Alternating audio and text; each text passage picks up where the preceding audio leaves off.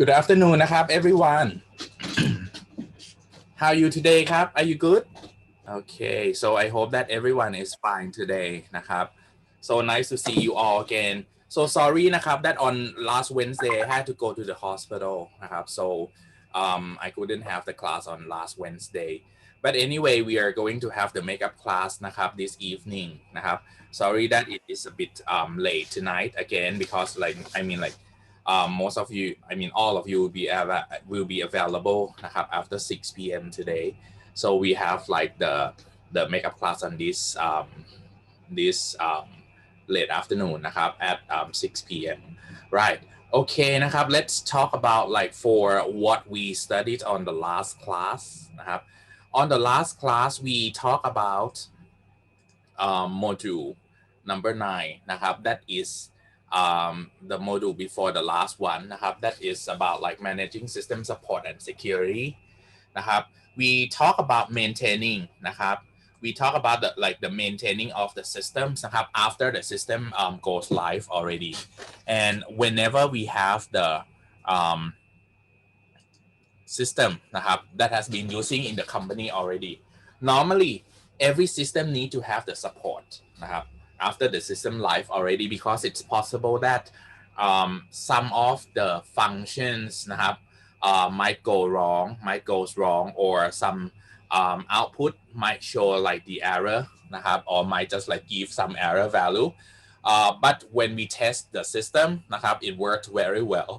then the system support need to have like take care of this part นะครับ as well as the security นะครับ as well because I mean like at the very beginning when we had the testing of the system นะครับ we test the usability of the system only but we may not test it for the security นะครับ for example you may say that okay we just like check for user ID password only but actually you forgot to just like encrypt those kind of information and all of the accessing um, is through the web is the web based and apparently we found that okay some of user ID and password might be prone to be hacked so that's why the support team and security team has to work together in order to just like make the systems นะครับ to be secured นะครับ so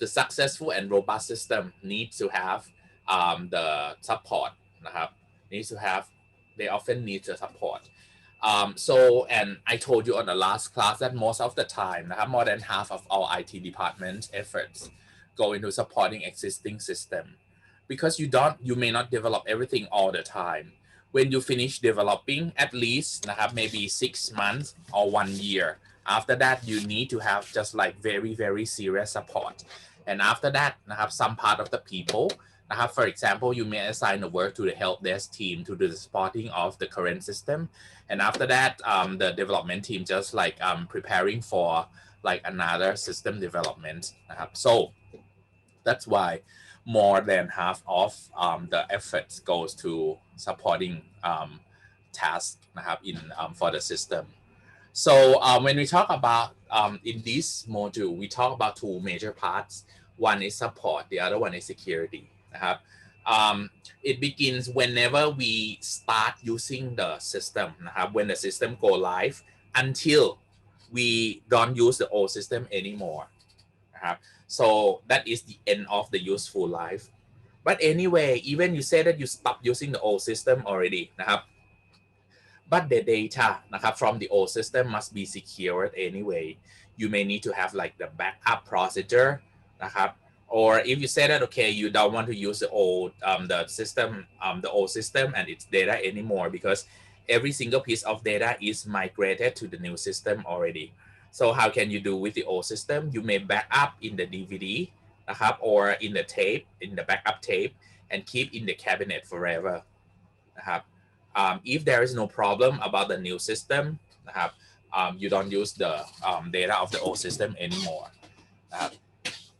after that นะครับ when we talk about the maintenance support maintenance task normally we can do it only when we deliver the system and the system start going live นะครับ to its age already. So when we have the support, apart from just like fixing the problem the support team needs to look after the user training as well, especially for the two things the first one, when users are just like the new to the company. For example, we have new employees coming in and they didn't get any training before, then you need to help them second one is like when you have the new system, new upgrade or new modules coming in for the system that you just like go live, let's say last quarters ago or like 6 months ago, something like that. You have some new functions or some new modules, then you have to you may need to have like some training materials for the users. um, in this case you don't retrain them, because I mean for the old training they can just like see on video clips and the training materials that you got. But the new training you might conduct them by using the live session like in Zoom and then record the video so that they can just your users can have the training with you while they are working from home, something like that. So the people in order to do the user support, apart from the training group we have the help desk as well. These people will have to work in order to enhance the utilization of the information resources that we have got. That means when the system is live already if there is some problem about the data or the usability these group of people the help desk will be the people who answer who answer the question and fix the problem if the problem arise. The help desk will be the central contact point for all IT maintenance activities, because when the develop team finish their task, users cannot contact them anymore officially. So normally we will have to assign the help desk for our users. When they have any problem with using the system, they have to contact the help desk straight away. This can utilize many type of automated supports. You can use the chat bot. You can use the live chat. You can have just like the phone call, the email, in order to let the users to contact to you. Sometimes you may have the form for the users in order to fill up the issues. And then you may have an information system to support the help desk as well. That means if the users have any problems, you may have a website so that they can just like report the issues or problems. So why do we have to set it up as an information system? Because it will be trackable. Whenever the issue is is submitted today, for example, if we say that, okay, today is the 5th of July, okay, 2021, we report the problem at 12:17. Suppose we the company set up the policy that, okay, if it is during the office hours the help desk must solve this issue within 2 working hours or at least if they cannot fix the problem, they have to reply the users within 2 hours. So this information will track that, okay, if 2 hours pass, for example, if this is 2:18 p.m. already and this issue is not response, it will show the warning on the screen that, okay, you have to answer it straight away. Otherwise, if you don't answer within 10 minutes after it shows a warning, it will be elevated. The problem or the issue will be scaled up maybe to the manager of the help desk so that they acknowledge that this problem or this issue is not solving yet.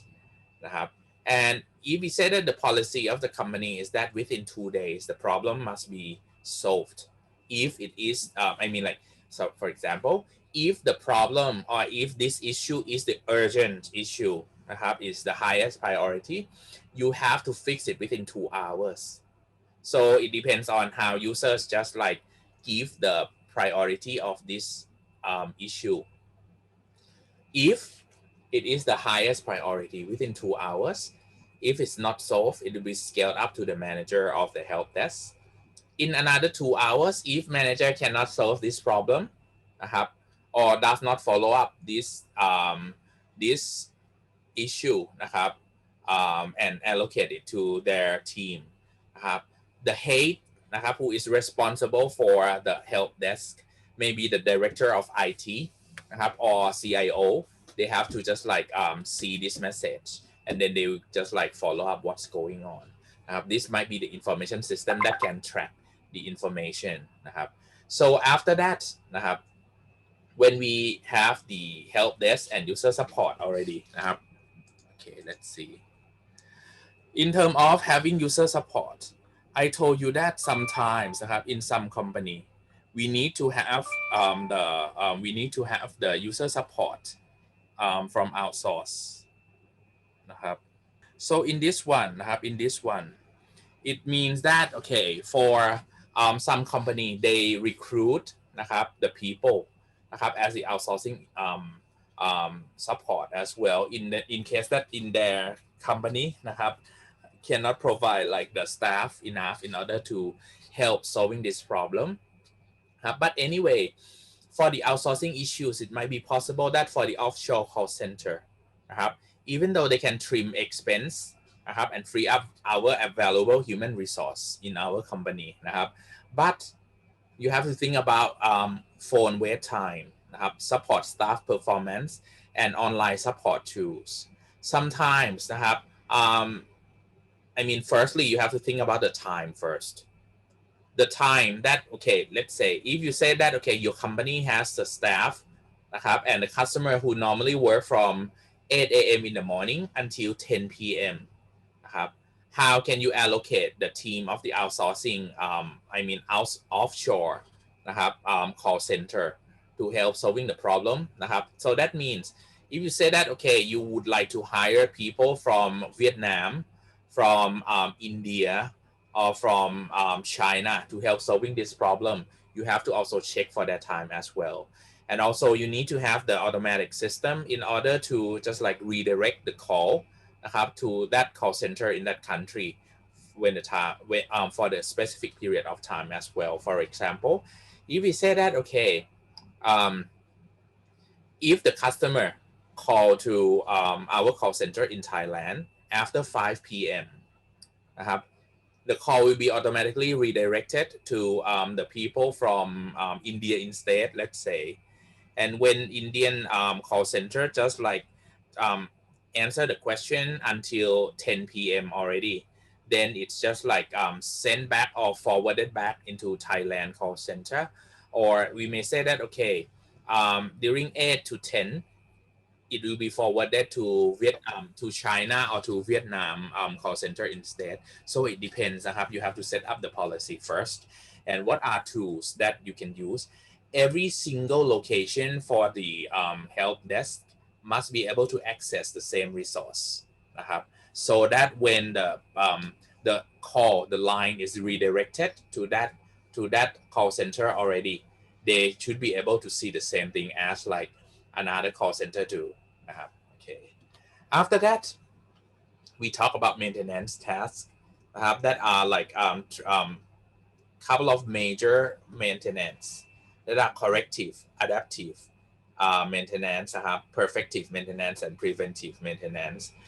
It depends on the time that you have to use or you need to have the maintenance according to the period that you run the system. If you start implementing the system already, the high priority one is corrective maintenance, and also for other maintenance, it's low or none.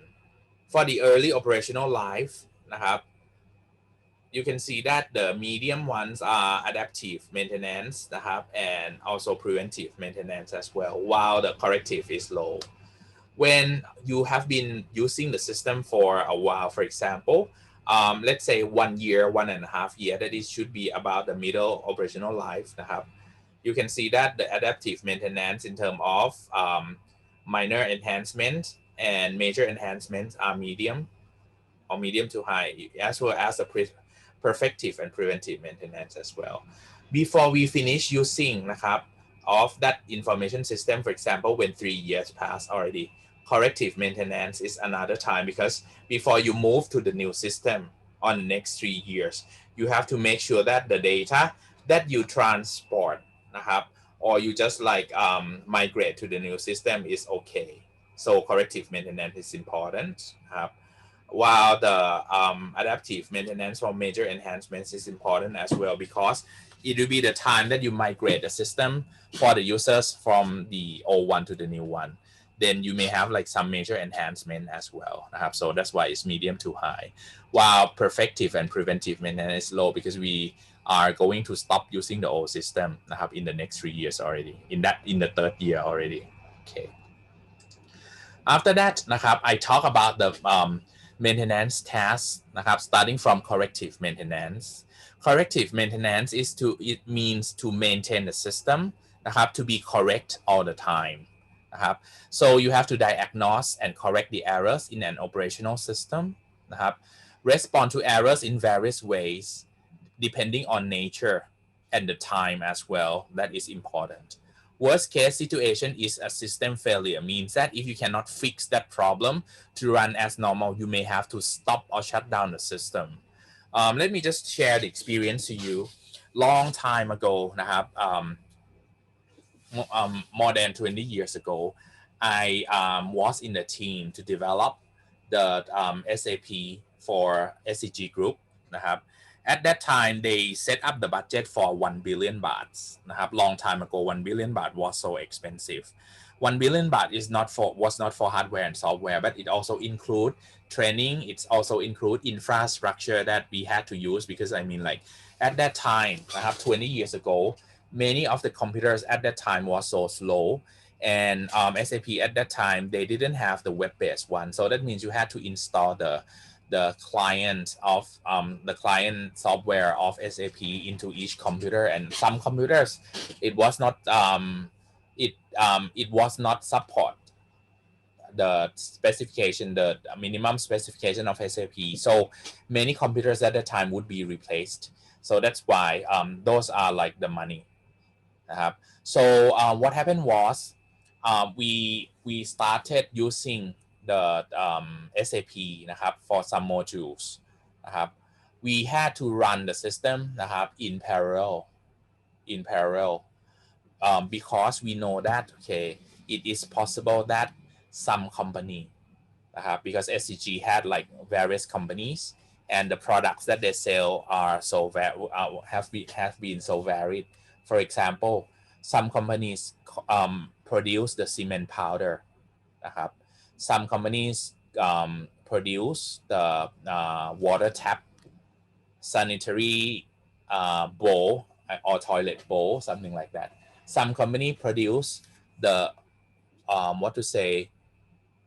the roof tile, something like that. The nature of these products are different. So when they have to use, all of them have to use the same system, it might be possible that the system may have something wrong.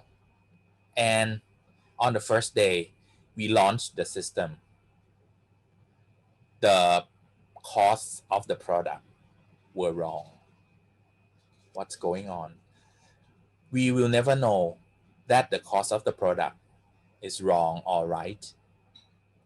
We will know only when the users really sell the product. The sales representative, who is our user, sell the product to the customer.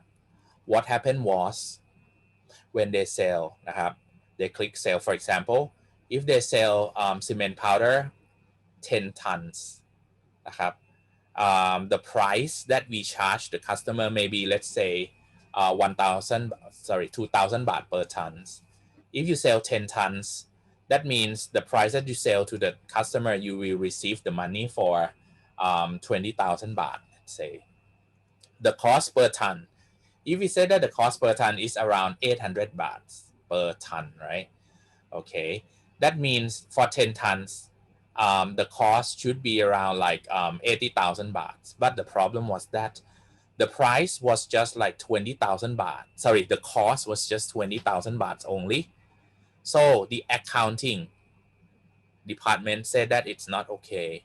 It's impossible that you sold 10 tons of concrete cement powder, but we received just 80,000 bahts only. There must be something wrong. Then the things that we had to do, because at that time I worked as the consultant, and then I had to just like check. I could check the data. At that time when I checked, I download all of the products information, including the product ID, name, and the cost of production, the price that we sell to the customer, to the owner of that data. Who is the owner of that data? For the cost the manufacturing companyนะครับ will be the owner of the cost. I had to send the email to them. They found that it's all wrong. This one was the price นะครับ just let's say they say that okay, it's just like 10% of the price only. And I said that okay, please check every item what's going on. They found that hey, most of them are wrong. They don't know what's going on. They say that maybe someone who prepared this data might just like prepare it wrongly. So what happened? So this is what happened at that time. The way that the things that we had to do is that stop running the system immediately, because it seems like if you remember, I told you that garbage in, garbage out. Now the garbage is in the system already. Everything that has to use this cost will be the problem. So we had to just like stop the system. Let's say for how long did we have to stop? At that time, when we found that okay, most of the product price and cost were wrong, we stopped the system for almost 5 days to fix every problem, because in that morning time the transaction happened already and all the transactions were wrong. So that's why we had to stop. This one is like a system failure, but it is in the part that we had to stop using the system for a while and then just like open up the old system. So when the old system starts, we had to just like communicate to all the users that right now the new system is shut down. Please use the old system until the further notice. Then they had to use like the old system for a week. So that is not easy when we have to just like restart the new system once again. When 1 week pass, what's going on? Let's say if I say that okay, I found that this morning Monday morning the new system goes wrong, I just shut it down. And then I said that okay, on next Monday we will start using the new system once again. The point that we have to do is that when the users use the old system, the data that we sold the products and accounting, everything is in the old system, right? For 7 days. So that means on day 5 or day 6, I know that normally on Sunday there's no sales transaction happen. Then on Sunday I have to convert the data that happened from this Monday until Saturday and then just put it convert and transport all the data into the new system before next Monday comes. Because if next Monday comes, if we say that okay, all the price and cost are correct already, but so what if you start selling any products on next Monday? The stock is different already, because the stock that you entered on next Monday, if you don't do anything, it is the stock on today. But anyway, suppose you say that we have the stock of the cement powder 1,000 tons in the warehouse. What does it mean? During this week we can sell many tons of the cement powder. On next week, if you don't do anything, the sales representative will think that we still have 1,000 tons of cement powder. And if they sell 1,000 tons, what will happen? We cannot deliver 1,000 tons to the customer, because we sold some part of it this week already. So that's why the corrective maintenance is really important, and try to avoid to have the worst case. And when the system is operational, again, maintenance team determines cost, analyze the problem, and design the permanent solution. At that time, we found that, okay, when somebody had to do the data conversion, they did it wrongly. So we had to write down the protocol in order to do the permanent solution at that time. So I remember that at that time, people had to just like check everything manually. So I wrote the programs for them in order to just like help verifying and validating the data that they enter. For example, if the data that they just like try to enter into the new system, it will be automatically downloaded first. The things that users have to do is that, okay, I have to just like let my program to checkนะครับ. For example, if I say that, okay, if there are some products that is made of the cement powder, for example, roof tiles นะครับ some roof tiles is made of the cement powder.